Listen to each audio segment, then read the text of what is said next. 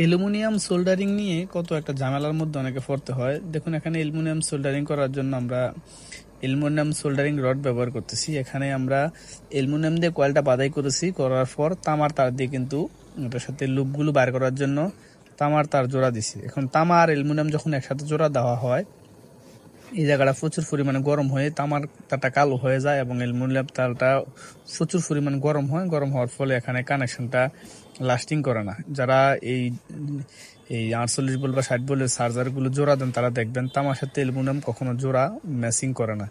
শুধু অ্যালুমিনিয়ামের সাথে অ্যালুমিনিয়াম বা তামার সাথে তামা জোড়া দিলে যেরকম ম্যাচিং হয়, অ্যালুমিনিয়াম এর সাথে তামা জোড়া দিলে কিন্তু সোল্ডারিং না করলে এটা একেবারে 100% শিওর এখানে ঝামেলা হওয়ার সম্ভাবনা।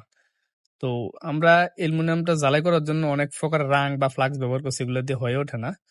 এখানে শুধু অ্যালুমিনিয়াম সোল্ডারিং এর এই যে রড গুলো আছে, এগুলো ফ্রিজের দোকানে পাওয়া যায় কিনতে।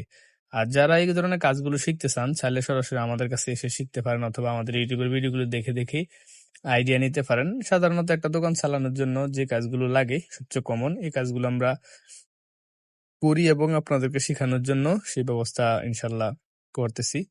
তো বিস্তারিত জানার জন্য মিজান ইলেকট্রনিক্স এন্ড সার্ভিসিং এর সাথে থাকুন। Thank you for watching this video.